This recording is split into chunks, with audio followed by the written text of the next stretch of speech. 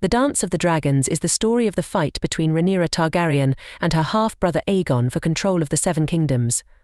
Brothers fought brothers, dragons fought dragons. By the time it was over, thousands were dead. And it was a disaster for the Targaryens as well. But does Rhaenyra Targaryen eventually sit on the Iron Throne and rule all over Westeros, or is she destined for failure? Warning: spoilers ahead. The good news for all the supporters of Team Black is that Rhaenyra Targaryen does become Queen of Westeros. The bad news is that it was only for a very brief period of time, after the Battle of the Gullet, which was fought between the Valyrian fleet and the Dragonseeds on behalf of the Blacks, and the Triarchy on behalf of the Greens, which resulted in a victory for the Blacks, albeit at great cost to the Blacks. The Blacks, including the death of Princess Rhaenyra's heir, Prince Jacaerys Velaryon. The Princess Rhaenyra quickly moved on to capture King's Landing and the Iron Throne, which was left virtually undefended by the Greens, who had mostly abandoned the city. Those living in King's Landing initially welcomed Rhaenyra's return as a ruler, for they had always had little love for Aegon II or his brother Aemond. However, Rhaenyra, once in power, sent Knights Inquisitor to pursue those who had helped Aegon escape the capital. The spikes of the gates started to be filled with more and more heads each day, and although the late King Viserys I Targaryen had left the treasure vaults full of gold upon his death, the treasury was completely empty by the time Rhaenyra had taken the city, for the Greens had sent 3/4 of the gold away for safekeeping and spent the rest prior to the fall of the capital. Rhaenyra was in desperate need of coin. Lord Bartimos Celtigar, her new master of coin, placed new taxes on the populace that increased day by day.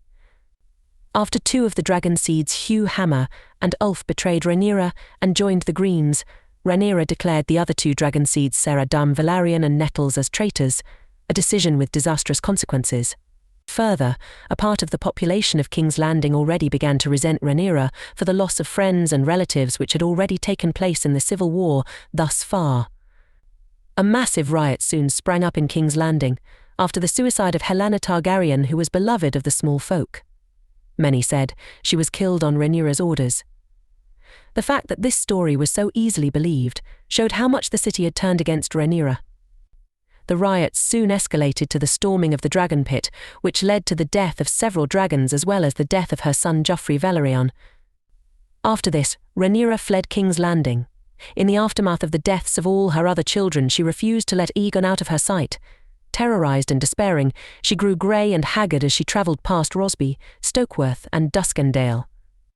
Rhaenyra was forced to sell her crown to raise the coin to buy passage on a Braavosi merchant ship, the Violande. Once she reached Dragonstone, Rhaenyra was betrayed by Ser Alfred Broom, whose men slew the remainder of her Queensguard. Her half-brother Aegon II then had her fed to his own dragon, Sunfire, at Dragonstone. To quote the book Fireblood, Sunfire, it is said, did not seem at first to take any interest in the offering until Broom pricked the queen's breast with his dagger. The smell of blood roused the dragon, who sniffed at her grace, then bathed her in a blast of flame, so suddenly that Ser Alfred's cloak caught fire as he leapt away. Rhaenyra Targaryen had time to raise her head toward the sky and shriek out one last curse upon her half-brother before Sunfire's jaws closed round her, tearing off her arm and shoulder. Thus ended the life of Rhaenyra Targaryen, the Princess of Dragonstone.